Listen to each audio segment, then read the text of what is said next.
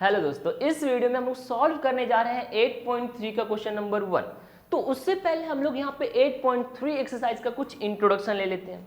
तो जैसा कि हम लोगों ने यहाँ पे 8.1 के अंदर देखें कि उससे सॉल्व करने के लिए हमें ये फॉर्मूलाज की जरूरत पड़ी थी, ठीक है। और ये फॉर्मूला हम लोग डिराइव कैसे किए थे, ये पंडित जी को बुलाकर, है ना। तो ये हम लोग इसके बेसिस पे सॉल्व कर पाए 8.1। 8.2 सॉल्व करने के लिए हमें ये टेबल की जरूरत पड़ी थी, ठीक है, जिसके बेसिस पे हम लोग पूरा की पूरा 8.2 सॉल्व कर पाए थे, ठीक है। लेकिन 8.3 को सॉल्व करने के लिए ऑलमोस्ट इन सभी की जरूरत आपको पड़ने वाली है और कुछ नए फॉर्मूलाज भी यहाँ पे ऐड ऑन होंगे, जिसमें सबसे पहले यहाँ पे ये 3 आइडेंटिटी हो गए, ठीक है। ये 3 आइडेंटिटी आपको याद करने होंगे और उसके साथ में आपको ये तो पता ही होगा, है ना, जिसमें क्या होता है आपका tan जो होता है वो किसके बराबर होता है, आपका sin अपॉन cos के बराबर होता है। और उसके बाद ये जो cot है वो किसके बराबर होता है, cos अपॉन sin के बराबर होता है, ठीक है। ये आपके टेक्स्ट बुक के अंदर भी आपको दे के रखा है ना।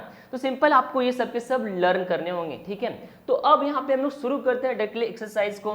तो देखिए क्वेश्चन नंबर 1 के अंदर सिंपल हमें करना क्या है, तो हमें यहाँ पे एक्सप्रेस करना है जो ट्रिग्नोमेट्रिक रेशियो देकर रखा है ना, 3 ट्रिग्नोमेट्रिक रेशियो है, साइन, कॉस और tan। इन तीनों को हमें किस रूप में लाकर दिखाना है, cot a के रूप में लाकर दिखाना, ठीक है। मतलब कुछ भी करो इन तीनों के साथ में आपको इसे इस फॉर्म में लाकर दिखाना है बस, ठीक है। तो आइए शुरू करते हैं। ओके, तो सिंपल हमें यहाँ पे साइन a को cot a में चेंज करना है। तो इन तीनों आइडेंटिटी के अंदर देखिए कि क्या कोई ऐसा आइडेंटिटी है जिसके अंदर कॉट और साइन दोनों आ सकते हैं। तो देखिए यहाँ पे साइन तो है लेकिन कॉट में आप किसी भी तरीके से इसको चेंज कर सकते हैं, किसी को नहीं।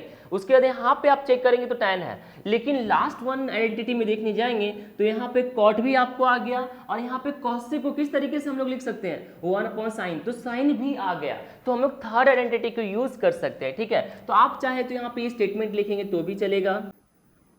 तो सिंपल ये जो स्टेटमेंट है इसको नहीं लिखेंगे तो भी चलेगा, बट यहाँ पे मैंने लिख लिया। ओके, अब यहाँ पे हम लोगों ने आइडेंटिटी लिख लिया। अब आइडेंटिटी को हमने सॉल्व करना है। तो देखिए यहाँ पे ये तो सॉल्व नहीं होगा तो हम लोग अभी के लिए इसको एज इट इज लिख देते। अब ये कॉसेक को हम लोग क्या लिख सकते हैं, तो हम लोग कॉसेक को लिख सकते हैं 1/sin थीटा, है ना।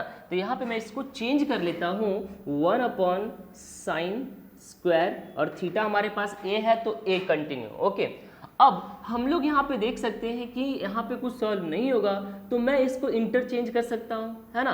तो ये इस साइड आ जाएगा और ये इस साइड आ जाएगा। तो यहाँ पे ये साइन a इस साइड आ गया इज इक्वल टू ये इसके प्लेस पे, तो 1/1 प्लस कॉट स्क्वायर a। हमें जस्ट यहाँ पे क्या करना है, साइन a के फॉर्म में लाना है ना, स्क्वायर है तो स्क्वायर एज इट इज, हमें जस्ट साइन के फॉर्म में लेकर आना है। साइन के फॉर्म में हमें कॉट को दिखाना है, तो ये जो स्क्वायर है वो इज इक्वल टू के इस साइड आकर क्या हो जाएगा, रूट बन जाएगा। तो ये एज इट इज, अब ये जो स्क्वायर है वो इस साइड आ गया तो क्या हो गया आपका रूट, और बाकी इसके अंदर जो है वो सबके सब आ जाएंगे। अब यहाँ पे क्या कोई ऐसा है जो रूट से बाहर निकलेगा, तो देखिए 1 का अगर हम लोग यहाँ पे स्क्वायर करेंगे तो भी हमारा 1 ही आएगा, रूट करेंगे तो हमारा 1 ही आएगा। तो हम लोग इसको रूट से बाहर निकाल सकते हैं, ठीक है। ये हम लोग पहले एज इट इज लिख देते हैं। अब ये रूट से बाहर निकलेगा तो 1 ऐसे ही आ गया, एंड ये रूट से बाहर नहीं निकल सकता तो इसको हम लोग लिख सकते हैं 1 plus cot square a। Simple यहाँ पे आपके पास साइन जो है वो कॉट के फॉर्म में आ चुका है, ठीक है। कुछ भी रहे, अंडर रूट में रहे या फिर कोई भी फॉर्म में रहे, जस्ट हमें यहाँ पे क्या करना है, इसको इस फॉर्म में लाके दिखाना है, इट मींस कॉट के फॉर्म में लाके दिखाना है बस। ओके, तो ये सिंपल सा आपके पास सॉल्यूशन था पार्ट 1 का। अब हम लोग करते हैं पार्ट 2, तो हम लोग सेक को चेंज करेंगे किसमें, कॉट में। ओके, तो वापस आते हैं हम लोग यहाँ पे आइडेंटिटी के अंदर कि कौन सा ऐसा आइडेंटिटी है जिसको यूज करके हम लोग इसको चेंज कर सकते हैं। तो देखिए यहाँ पे सेक आ रहा है और उसके बाद यहाँ पे tan है ना। तो tan को हम लोग लिख सकते हैं उसको इन्वर्स करके 1/cot, है ना। यहाँ पे इसका भी हम लोग इन्वर्स कर सकते हैं, तो यहाँ पे क्या आ जाएगा आपका 1/cot आ सकता है। बाकी कोई भी आइडेंटिटी में आपके पास यहाँ पे सेक और कॉट का रिलेशन नहीं आएगा, तो हम लोग सेकेंड वन का यूज करेंगे, ठीक है। तो सबसे पहले वो आइडेंटिटी मैं यहाँ पे लिख लेता हूँ।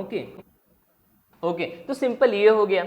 अब यहाँ पे अगर आप चेक करेंगे तो मैं इसको इन्वर्स कर सकता हूँ, तो ये तो एज इट इज। अब ये इन्वर्स होगा तो 1/ सिंपल क्या आ जाएगा आपके पास, कॉट स्क्वायर a, और ये आपका as it is sec square a।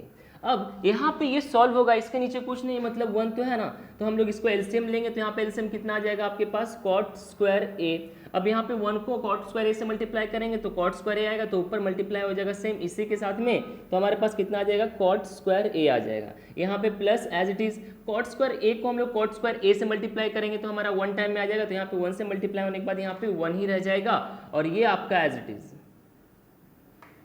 अब यहाँ पे चेक करेंगे तो हमें सिर्फ सेक के फॉर्म में इसको लाकर दिखाना है ना, तो ये जो स्क्वायर है वो इस साइड आकर क्या हो जाएगा, रूट बन जाएगा, तो ये तो एज इट इज।